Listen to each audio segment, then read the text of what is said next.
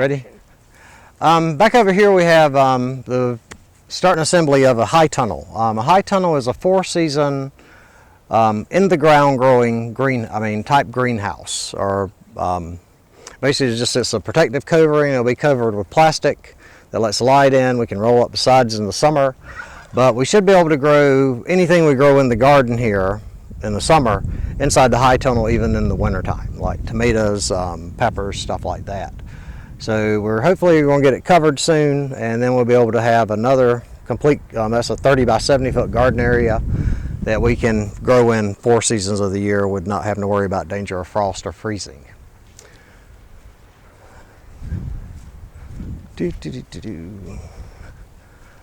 And back here we have mushroom logs. This is something new we're trying this year. We inoculated these with the spore plugs, the little wooden dowels, back in November, and hopefully in another month or maybe we'll have mushrooms coming up. But we have shiitake, pearl oyster, and chicken of the woods mushrooms here. And if it goes well, we're going to go into a lot more vigorous mushroom production. This is our nursery area. Most of the stuff you see planted around the farm, we either propagate from bare root cuttings or from other cuttings. People give us stuff, and then we do buy a few things from nurseries and from mail order catalogs. But a lot of it we do here. We make our own soil by composting our litter. Anything that can break down. The only thing you don't put in, like from your household, would be plastics, bones, fats, because they'll attract insects that you don't really want in your compost pile.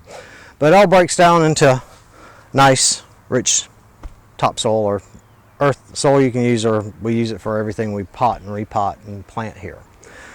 We also have some cold frames here that we constructed out of recycled, or where we recycled some pallets and used some other found materials and things.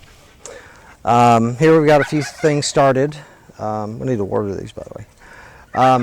Some other soil getting ready to be planted. Here we have tarragon, we have some kiwis, dragon fruits, black currants, and Nanking cherry, and honeyberry.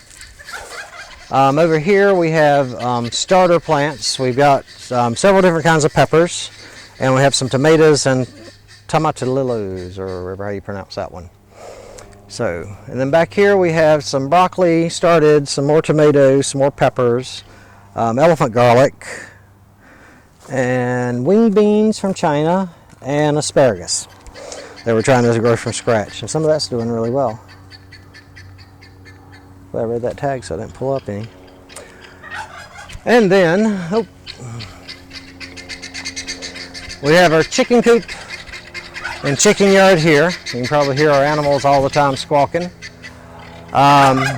We have turkey, one turkey, a couple of geese, have a duck, a bunch of chickens. So we have Americuna chickens, which are called the Easter eggers. They lay the color egg.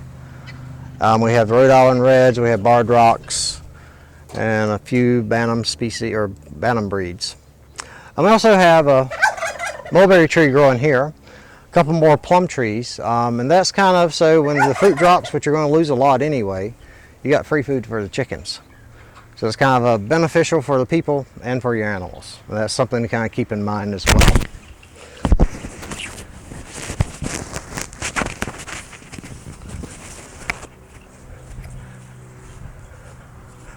All right.